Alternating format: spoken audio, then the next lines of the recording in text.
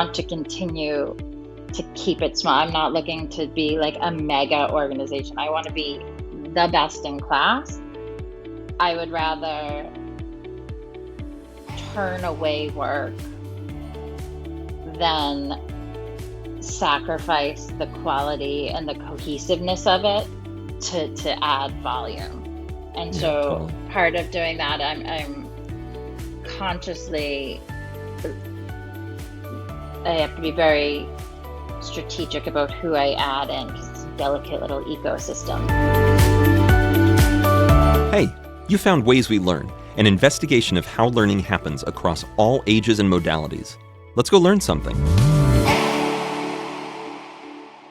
Hi, I'm Sean. Welcome back to Ways We Learn. I first met today's guest when I needed some legal advice on my business. She was amazingly helpful and responsive, and her advice was spot on. But more than that, she was empathic and funny and just comforting. And it felt like she was in this business to help me and not just to make money. And so when I learned more about her and her law firm, this started to make a lot more sense because she's actually taken a really unique approach to forming a law firm. And so we're going to dive into this today and think about how to create a more human-centered business, and in specific, how she created a more human-centered law firm.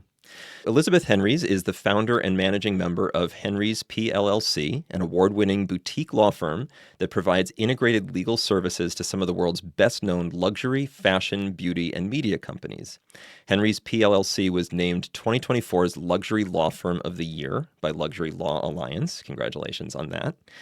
And Beth has nearly 20 years of experience representing clients ranging from globally renowned luxury conglomerates to startups. Prior to founding Henries PLLC, Beth's career began in the financial institution group at Skadden Arps. I don't know if I'm saying that quite right. Before spending shy of a decade at LVMH-owned Donna Karan International. Beth is also the former course coordinator and professor of business regulations at Parsons School of Design in New York City. Now, before we get started, one note from Beth, who, as I mentioned, is a lawyer. In some states, Beth's participation in this podcast could be considered attorney advertising. No comments or statements made by Beth in the course of this podcast should be considered legal advice, which is all subject to your engagement of Ms. Henries and her firm, and which shall require a conflict check and adequate background information of a nature required in order to appropriately issue legal advice.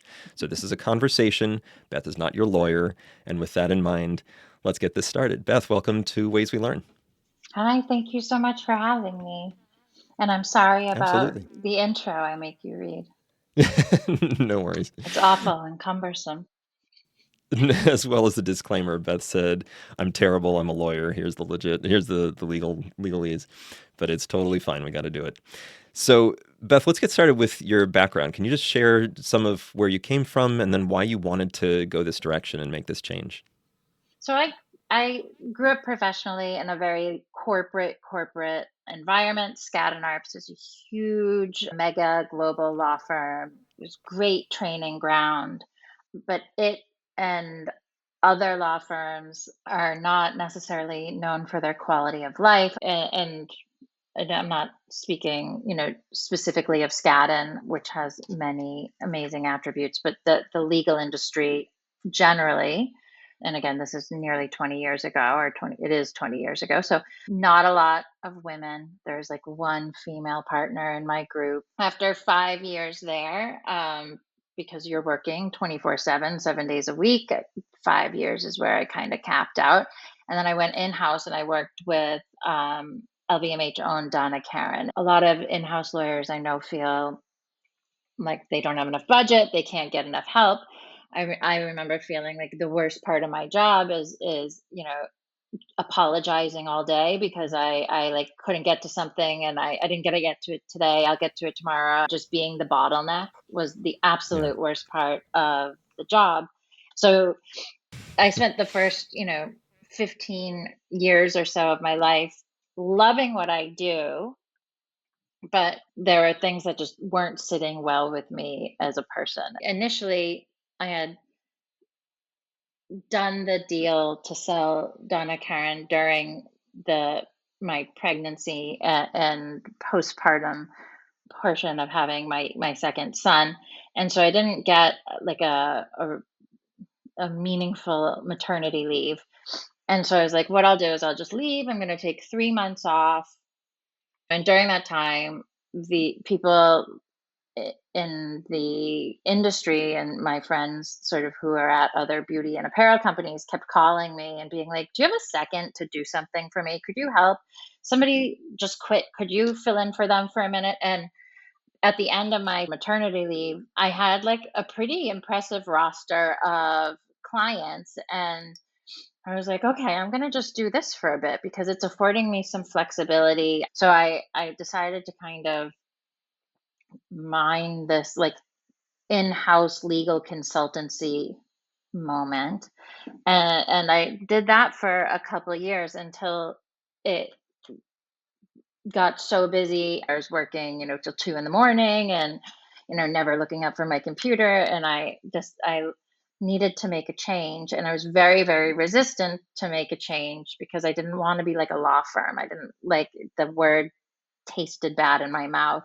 I just decided that I would take everything I hated about working at a law firm and everything I hated about hiring them from when I was in house and my biggest pain points from when I was in house and to just address it that way and to put blinders on as to how the rest of the industry runs and to just sort of pretend like I'm inventing a law firm and start totally from scratch. And it's so far it's worked quite nicely, I think. So, I mean, it seems to be given the award and the accolades you're It's getting, very but validating. yeah, I'm sure. So let's dig in on that. So what were the kinds of things you said you want to create a law firm that's just different, right? And you had mentioned that just working in sort of the corporate law and then in-house law, that there were things that were just difficult that you were finding to deal with. And how did you sort of conceive of making those changes while still making a functioning law firm? I approached the model very much from a place of empathy, both learning from my pain points and from like seeing what my friends were going through and my colleagues were going through. Just saying like, well, I had no control over my schedule. And then be like, well, what, just imagining what would allow you to have control over your schedule. And then Hmm. you hit a wall and then you're with that and you're like, well, maybe you have, a bigger team working fewer hours. And then, maybe the quality slips and you're like, well, I still want to be best in class. I'm constantly tweaking and playing with the model to make sure that both the quality and the standard of practice is like top tier, but that also like my team can go and be at a baseball game, run, you and I talk about our camp pickup schedules. Right. You got to live in that car. And so we I've been. There was something you playful. mentioned, you said in the corporate world it was sort of 24/7, 365, right? That you couldn't step away without someone feeling upset, disappointed, you've dropped the ball, Yeah. you're not there when I need you. And it sounds like that was one of the things that you've tried to address. And first you sort of found that need through just your own, like you said, when you were working after your son's birth on your own, and you just kind of went, okay, yeah, I can. If I need to go and do a pickup, I can just say I'm not scheduling a meeting at Yeah. 3:45 today. It strikes me that there's a big leap between I'm going to work on my own and just have my own schedule, and I'm going to form a business where that's Yeah. the ethos. When you formed the law firm, when you formed Henry's PLLC, did you, and you were starting to hire people, did you have this conversation explicitly with them that Oh my God. this is part of the company culture, or did that evolve as people just understood that that's sort of what you were going for? How intentional was that? I wish that it was like all planned out and I was just executing a master plan, but it came from like a moment like I am very lucky because of my past work experience. I have an incredible network of friends who work at incredible big name companies. And I'm one of those jerks who did well during the pandemic. And during Hate that that. time, I'm so sorry. I feel like I have to look down when I say it, but it It was is a not something to be ashamed of. That is a good in thing. many ways, it was a pandemic driven surge. I A lot of companies, again, I work a lot with fashion and apparel and consumer goods companies, and they were struggling during the pandemic because people weren't Mm, buying high heel shoes and designer bags because no one was going anywhere. So headcounts were reduced across many brands and companies, and the legal departments were not spared that.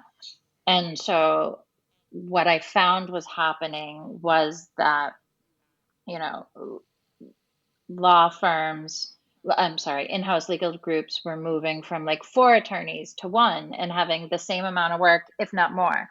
And so wow. the way we work with a company is we're basically a bench of in-house attorneys. So like when you're underwater, we come in, we take care of this pile of work so you can focus on that pile of work, and we help you sort of expand when you need to, and then we bounce and you don't have to pay us severance, and you call us again when you Mm, need us. So it was that kind of model, but I was getting calls from these like phenomenal companies. I was not marketing. I just had like a landing page, and I got like one day where I got calls from like four huge big names and like the same day, and I was like, oh my gosh, I have to change. mm. And I didn't know how. And I'm in a network called it was in a consulting network called The Upside, where it's a lot of consultants sort of collaborate and give each other best practices and help each other out. It's a wonderful community. And they started offering a program, like a little side program, where it's just like how to go to the next step. And everything that they were talking about, I was like, well, I have to figure this out. So I started doing that, and I really thought, and and in that time, I added one person, and I was so anti being a law firm that like she was just I wasn't making anything off the top of hers. Like I was just passing her through on the bill. I brought the clients, I gave her work. And like for me, it was like, oh, thank you. You're helping me get this done and not look like an and be sorry, I swear. It's okay. Um, I'm from Worcester, Massachusetts, so it's inevitable and my parents' fault for raising me there. I didn't even think of it as a business, and I wouldn't even call it a business. And one of the like I work with a coach, which is a whole other thing, but she started calling me a CEO, and I would like air quotes it and like wink and laugh and like just think it was the funniest thing in the world because I was just like a lawyer like hustling through a to-do list in my mind. So I had to kind of emotionally, like, once I started adding people to handle this bandwidth, I had to like emotionally come to terms with like, oh, well, it's reasonable for me to take overhead off of there. Like if there's reasonable for me to like upcharge and reasonable for me to take a bit of profit for having the relationship and the infrastructure and all this. And Right. that was a whole other psychological exercise, but it was That's not. really that's really interesting to hear. So I was assuming that you had decided to open an agency. You almost fell into it, that No, it came my out of whole it's all backwards. Like it's all like I like tripped over myself, and it's like, huh, here's your law firm. I mean, it's a lot of work and a lot of ideating, but yeah, a lot of parts of it happened, and then I had to like fine tune and think about it, and sort of like the model. And these are ways we learn. For me, it was like listening to not to be too woo woo and psychic, but it was like listening to what the universe was literally throwing at me, here's too and much work. being. What are you going to do? Yeah. Yeah.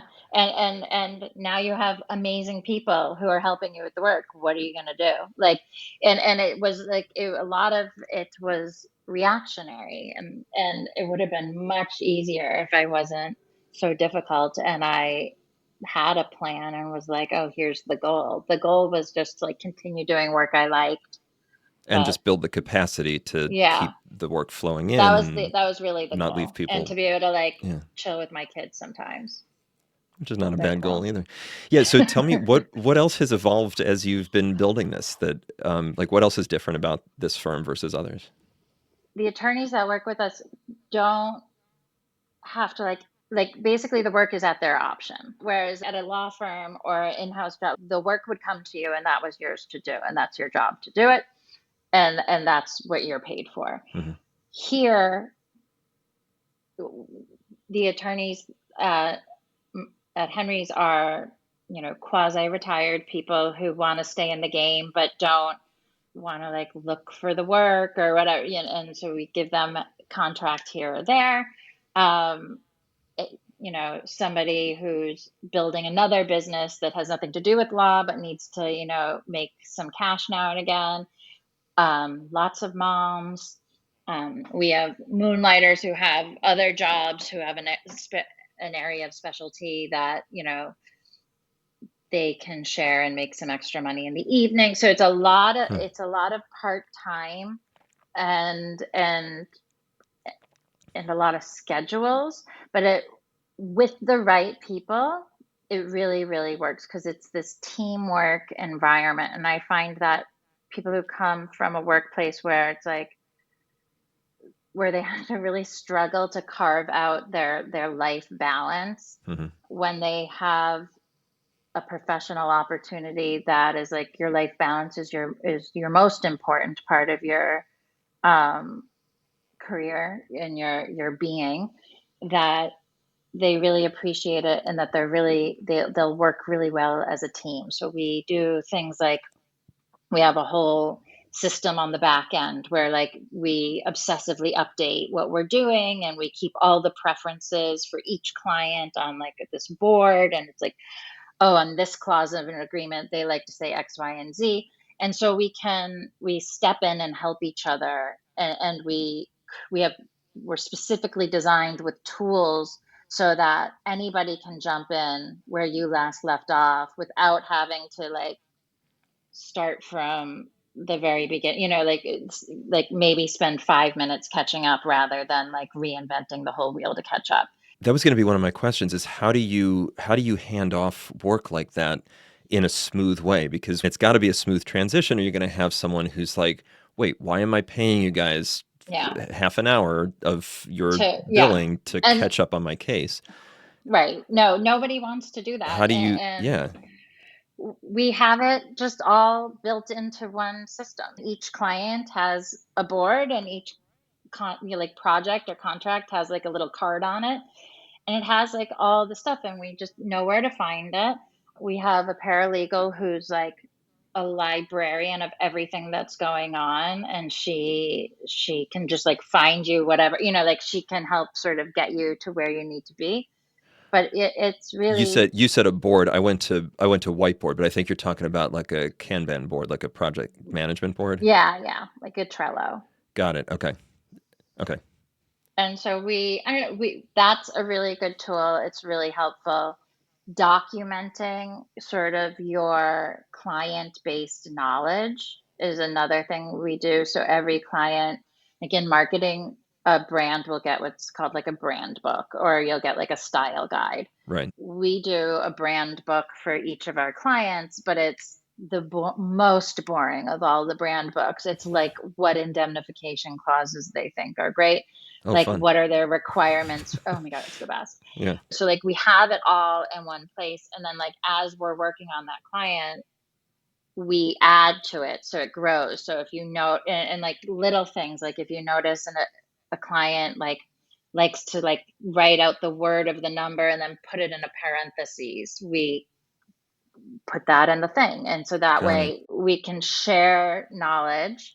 And we only will pass off, we don't pass on and off like a hot potato all day long. Most of the time we can like stick to our like that's something Yeah. you take on, you get it through the back door. But if somebody's going on vacation or has a basketball game or a call needs to happen, like we put on our calendars, it's like this is my taxi driving part of the day, or like you're like we like You know that like on East Coast, like anyone who's got kids is gone from like 3:30 to like 5 because they're just driving these people around. Right. And we work really, really well at it as a team. And I think with certain personalities, the structure would be not ideal because if you had somebody who was a bit of a freeloader, they would take advantage of all the people who jump in. Yeah, I mean, that's the downfall of collaborative projects. Like when you think back to group work projects in school, it's always the Jerks. people who just, yeah, the jerks who are like, oh, sure, I'll take the A. I don't really want to do anything here. Yeah. That doesn't No, work real it well in doesn't work. collaboration. It can't work that way. So it has to be people who are all Yeah. in, at least for the team.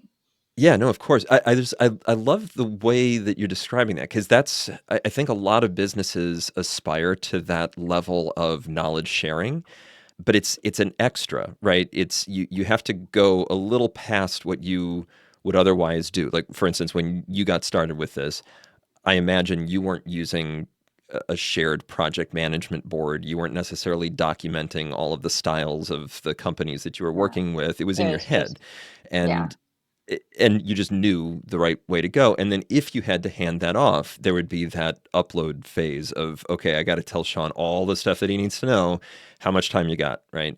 Um, but a lot of, I mean, when years ago when I was working at a school, a Riverdale Country School, and my partner and I who were running the tech department made this big push on documentation, and it was a struggle to get everyone to document because it's a lot more work. You're adding work, but it was so helpful when somebody needed to see how something operated or how did we do it the last Yeah. time or whatever. And getting past the point where people actually understand the value of it into the point where people want to do it because of the value is huge. And I'm impressed that you were able to do that. Well, one of the things that I found difficult about being an in-house attorney was that when you did actually get the budget to hire an outside law firm to help you with something, often it would be off your desk for a couple days or a week and they would buy you some breathing room, but they would come back and you'd have to do it again. You'd have to go through it and revise a ton of stuff again. And not because the people you used were bad attorneys, simply because they didn't know the nuances and the very specific things like, that Yeah, your yeah, company needs to do. They don't know that your logistics operates on, they can only ship off 2 days. That, like they don't know these things that you learn because you've been at the company for 8 years. And so I had a boss who made us do it for the department, and we were all like, oh, this is the worst. And but then we all continued to use it as a reference religiously throughout our times there. And so I was like, when we're working for, if we're gonna add bandwidth to a legal department in a meaningful way, we have to do it the way that they would do it if they had time. And so, in order to do that, you have to just notice these little intricacies that they do and just jot it all down. And I'm like a yeah, yeah. maniacal note taker and I like sort of data organizing. So it started very organically like that. But then it became like a tool that I was like, okay, here's this new client. You haven't worked on them because so and so usually works on them. But if you go onto the board, these are all their standards. This is that. This is that. Talk direct, like things like some clients you talk directly to the internal business person. Some clients you have to go right to the legal department. So it's all there. And so if I'm passing something off because I have to go to a judo tournament with my son, I don't have to spend the first hour of the judo tournament like dumping my brain. It's already there. Which is better for the person who's needing to transfer, but also just better all around. So For the it's sort client, of then we this, can kind of, we can, then you just know that this is like how they want to do it. And if you haven't done something with somebody for 6 months and then you come back to that client, you don't have to like dust off the cobwebs quite as aggressively because you just have like the resource there already. It's already built. yeah, yeah, totally.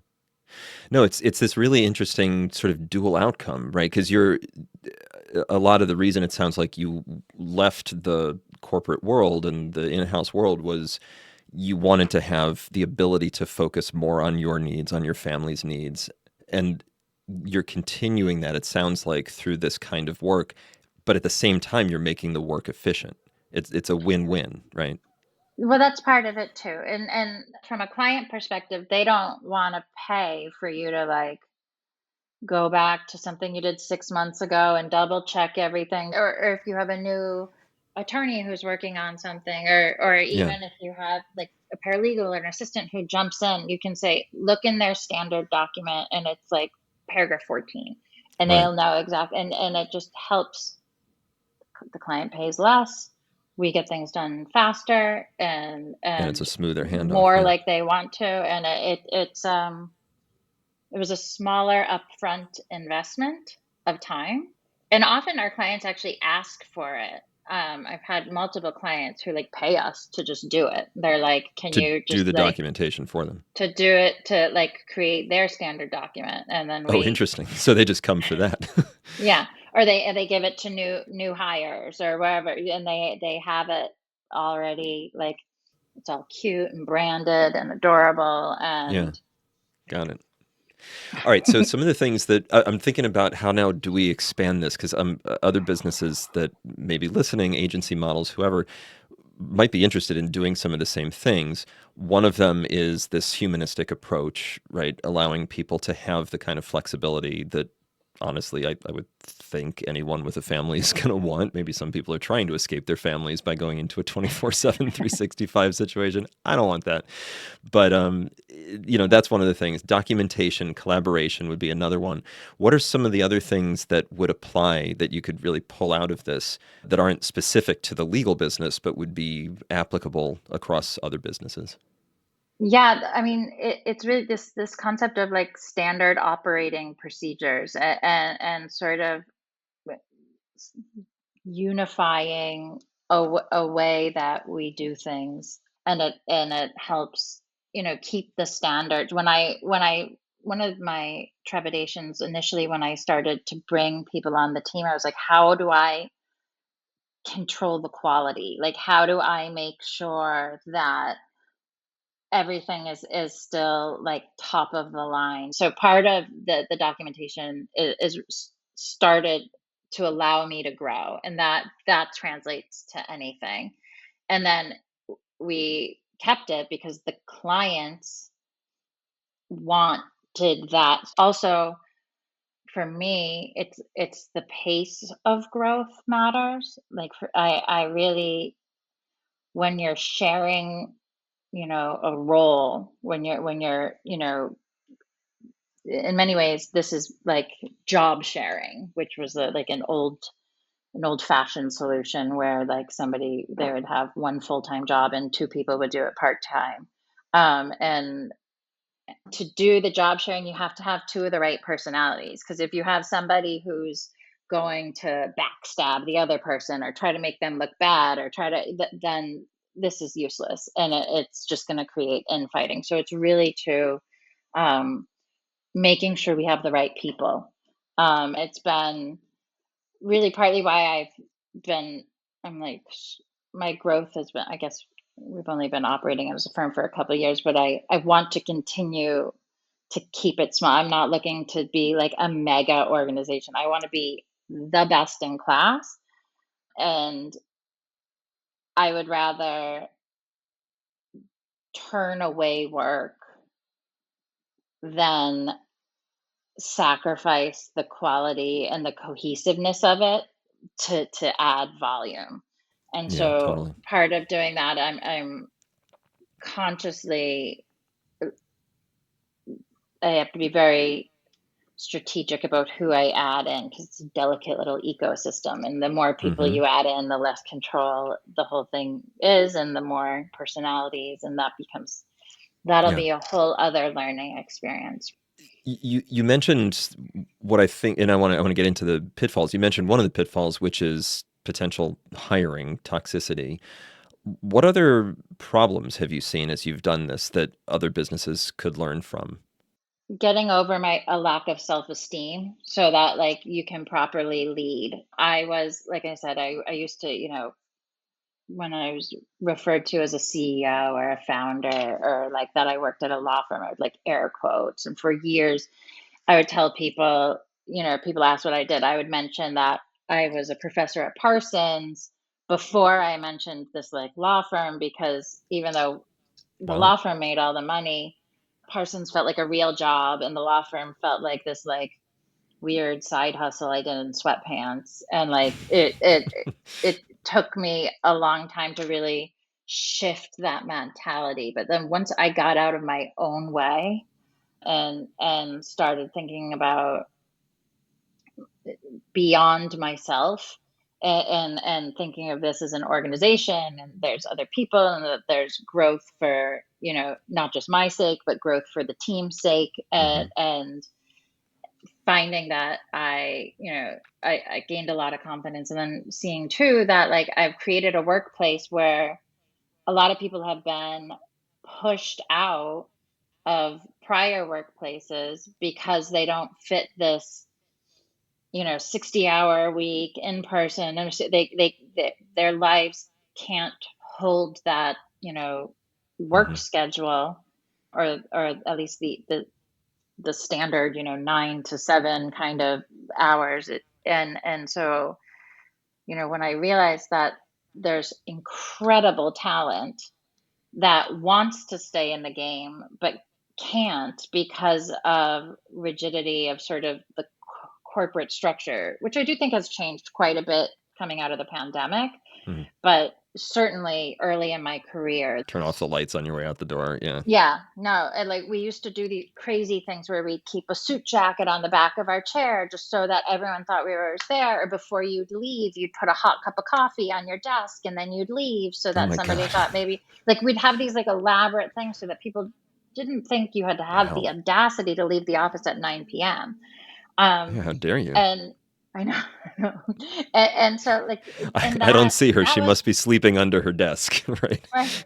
Right, she's clearly here because there's a hot coffee on her desk. And Right. so that, but there's a lot of talent that is lost through that kind of work Yeah. structure. And so I am very motivated by knowing that what we're building is something that allows that talent and allows good people who have incredible work ethics but have a more complicated life than 80% work, 20% life, and that can Hmm. be kept separate, because I don't know who can do that anymore. And so I feel very proud of the fact that sort of we're experimenting but also proving that you can still compete with those guys and do it in a very different way. Yeah. Now, you mentioned that you're getting a lot of amazing talent from these places that several years ago, at least, if not still, were kind of working people to the bone. And so you're getting these people coming out who are, number one, excellent attorneys, number two, want flexibility and are finding it through Yeah. what you're doing. What happens when, like, is this one of the pitfalls, I guess? If those businesses start to get wind of this and they say, hey, person Beth just hired for or just brought into this law firm, hey, what if you came back and you worked half time? Yeah. We want to get you back. Like, is that something that tends to happen? Is there poaching? Is there stuff that you gotta like? Is that one of the pitfalls of this, that it's sort of easy for people to see the I haven't value and bring had them that back? experience yet, but I think Okay. another thing that makes us not impervious, but that shields us against that, is that we are an extreme low overhead company. Like, I strive for our expenses to not exceed 15% of revenue. And so we're really just like a bunch of guys with laptops. We Hmm. keep our expenses extremely low, and then because of that, where most law firms, the attorneys would make about 30% of what they bill to the client. And that's because there's a large partnership that's sharing in the profits. That's because they own huge buildings in Times Square. That's because they have offices in 15 different cities. So the share that the attorney gets for their work is quite low. Hmm. I get pay my attorneys about 60% of their billable. Then 20% goes to the overhead, 20% goes to the firm as profit. So it's with most of the people who work with us, they're working far less and they're making the same amount, if not more. So it's a hard sell. It'd be difficult to leave. The other thing is that where everybody works based on their hours. So when we Mhm. work like crazy, you bill, you have a crazy week, you bill like crazy, you're going to get a big paycheck at the end of the week. If it's super slow, and that can sometimes be of no fault of the attorneys themselves, Mhm. almost never, never their fault. It's the work's not coming in, the economy slowed down. Every business has a slow month, but on slow months, you have a slower paycheck.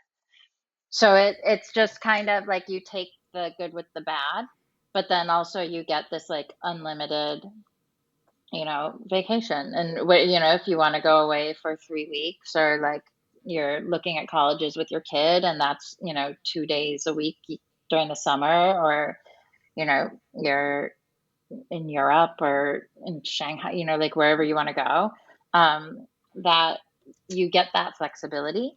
And so it's a trade-off, but that isn't something that to take that trade-off is also something that most people are in a position of privilege to be able to do, because you have another source of income, or Right. so some of the people who work with me have other jobs and they supplement it that way. Other people have partners and they're just the primary caregiver, and And it's probably so worth it's saying. It's probably worth saying too. I think the things you've said, someone hopefully has recognized this, but this is not a W-2 relationship. This is a contractor, an independent contractor in some relationship, case right? it is. If You do have W-2s. we do. Oh. It's difficult. So this is a legally precarious matter. Mhm. 1099s, like independent contractors, like the U.S. government and most states are very nervous, are doing. There's a lot of activity around it, because I think a lot of people in It could who really be are, abused. Yeah. well, yeah, it can be abused in both ways. And the government takes less tax home generally when somebody is a 1099. So, Mhm. and a lot of times, sometimes companies, in particularly some industries, are awful about it. Like tech industry, like they'll have kabillion 1099s, but really they're employees. They have Mhm. the email address, their every aspect of their work is controlled. They have no other jobs. That's like that's Right. an employee, and you're not being Yeah. classified right. And there's employment taxes that you're not getting. You're not getting payment into workers' comp. There's benefits to the worker that aren't getting passed on. And Mhm. you get fired, you don't get unemployment. There's a lot of things like that. So you have to be very careful not to wrongfully classify your Right. independent Right. contractors as employees, because we advise people on this. We do every like 6 months, we look at it and we say, okay, is so and so, and then where do you stand? And some people are W-2 employees, but they're hourly. And then other people are 1099s. And those people, the people who have 1099s, have other sources of income. So it's like they're like, the classic example is like the virtual assistant who has, Mhm. she is a virtual assistant business, and we are one of 10 clients, like that. She's a 1099, like she's very much not our employee. We don't control the schedule. She doesn't have to ask for vacation. So we try to be very careful of that. But that's also something that's difficult, and was a huge, getting to the point where I decided to make people a W-2 was also a whole other jump off a cliff, because it felt scary and expensive. But it's not, Hmm. if you do it hourly, it's not as scary or expensive as I thought it might be. Hmm. That's really interesting. So you potentially could have someone who works for you who started off as a 1099, and in Hmm. 6 months you go and review it and you go, actually you're working a lot more consistently. Yeah. You're only taking business with us. Like you don't, like I'm your sole source of income. You don't, but the 1099s, like those aren't like individuals. Those are like law firms that are, that I hire to do work. Like Got they it. have their own business, and it's a classic, like it's an of counsel relationship. but I'll do that sometimes with an area of specialty that like I don't have, that a lot of my clients need, and we'll have like a specific go-to lawyer at a different firm who is part of the puzzle. You need this specialty or you need that person. Yeah. So that's interesting. I should have asked this question before because I was assuming all the way through that your people were pretty much all 1099s, but you're saying that this flexible schedule, say I'm working for you, I need to take my kids to soccer practice Hmm. at 3 o'clock every weekday. I decide I want to go on a 3 week trip with them to visit colleges. Those are employees that are doing that. Like actual W-2 employees are doing that. Yeah. Wow. And with them, we have more of like a vacation schedule. We have this, like, there's like holidays, and then you get a certain number of vacation. There's parts of it that look very like corporate, Yeah. and like these days are off, these days are not off. But if you say to somebody, you have like, let's target 20 hours a week, unless you're on vacation, and they do, and most of the time it's like 21 or 20, like in that case, I am not that. So, like, if we say let's target 20 hours a week, that's what it will take to pay for yourself, or that's what it'll take for me to make this profit. And then once they pay for themselves and pay for their expenses, I'm good. Like, I'm not trying to get blood from a stone. That's like like, this is like a relationship. This is a person I like to work with, who's super helpful, who's like an incredible and part of the team. Once they pay for themselves, I'm not sweating it anymore because we don't have overhead. We don't have like it's Yeah. just they cover their expenses. But yeah, no, it's okay. I'm so glad we brought this part up because it feels like sort of the best of what we hope a company will be when you can approach it that way, which is look at the productivity of the employee, look at the results. Don't look at are they in their seat when you get there in the morning and did they leave the cup of coffee on their desk at the end of the day. They're not going to be. They have 2-year-old and a 4-year-old. Like, they're not going to be in Yeah. their seat when But the it's focus impossible. but the focus is like, did you get your work Work. done? Did you do it well? Did you bill approximately the number of hours that seem reasonable to get Yeah. that done?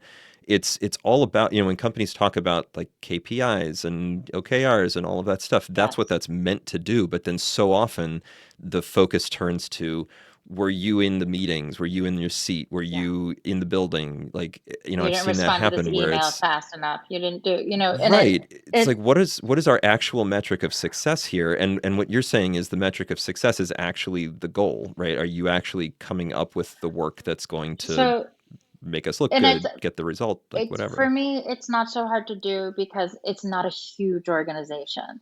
The problem is, I think if we were 3 times the size, 5 times the size, it would get more difficult because the more people you have, then you start to have to manage to somebody who's the squeaky More to wheel. track. The person Yeah. who's not contributing, who's not, because you have these freedoms, and then Hmm. a lot of people will be attracted to those freedoms because they're people who try to do less work than more work, like and there's, you know a, you know I had an intern a long time ago whose like whole goal in life was to like do as little as work as possible, like, and they were very vocal about sort of like navigating it, and I know like work is not everything. I've created a whole universe around work not being everything, but also like it's But like, that's kind of the part you don't but say will out you loud. but will you work hard too? Like, like, and so it's really finding the right balance of people who are like, who will grind and will work hard and want to work hard and want to be part of the team. Um, and then, but then have to use their flexibility sort of wisely, Hmm. and don't take advantage of it. I've been very lucky because I have incredible people so far, and we haven't had to really deal with that. But that I think I can't offer you a solution for a larger organization, because for me, like, I interact with everybody on the team on a daily basis, and if I felt like something was wrong, I could act on it. It's when, if they're not paying for their overhead, that it would be a problem. All Otherwise, right. I'm not trying to make a kabillion trillion dollars off of. my team. Well, yeah, I it's mean, like you said, you're going for quality over quantity. And it sounds like the takeaways are create a humanistic environment, which a lot of companies say they want to do, not all succeed at, but create a person-centric kind of approach.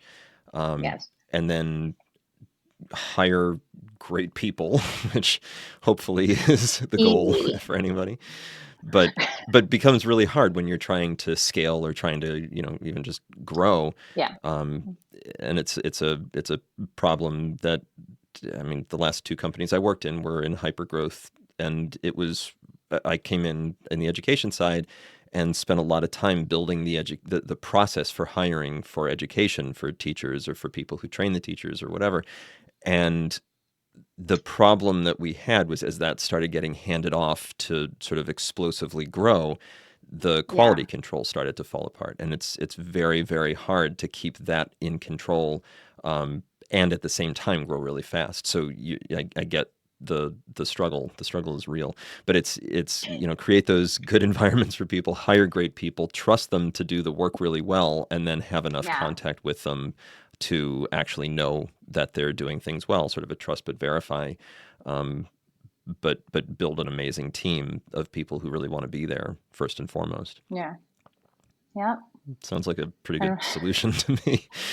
if I could find how to mega scale it, then I would really have the key. But for me, like Yeah, keeping something small is also, I think, as a culture that where we think everything has to be big and huge, and we yeah, measure the success in zeros, on the bottom line, and I think that's certainly part of it. Like I want to make a lot of money. I like my team to make a lot of money. Money's right. great, love it. But also just like I measure success too in the quality of the relationships on the team, the quality with the clients, the work that we're doing. Like obviously we need, like, the financial piece has to be there, but there's so many other metrics of success that I Yeah, I think are worth looking at and prioritizing. yeah, definitely. Well, Beth, this was really interesting to learn about. I definitely, I thought I knew sort of how this whole thing operated, and I feel like I've learned so much just talking about it again. So thank you for joining and sharing all of this. Before we close, if people want to learn more about what you do, what would you like them to know, or how should they find it out? You can find everything you need at our website. It's Henries, HENRIES PLLC.com. And it'll get you to our LinkedIn and our Instagram and all of our ways to reach us. Awesome. Yeah, and I'll Thank you put so in. much, Sean. Oh, absolutely. Thank you. Yeah. And I'll put in links in the episode notes to the website, to anything else that you want to share if you send me anything else. But otherwise, just thank you again for joining. This was really fun and really, really interesting to hear how you've built this thing. Sort of Thank accidentally, you. but then intentionally, but then learning All of, and all of that. Really cool. yep. Thank you so much. I appreciate you having me here. All right, folks. So that's all for now. Thanks for listening, and always keep learning.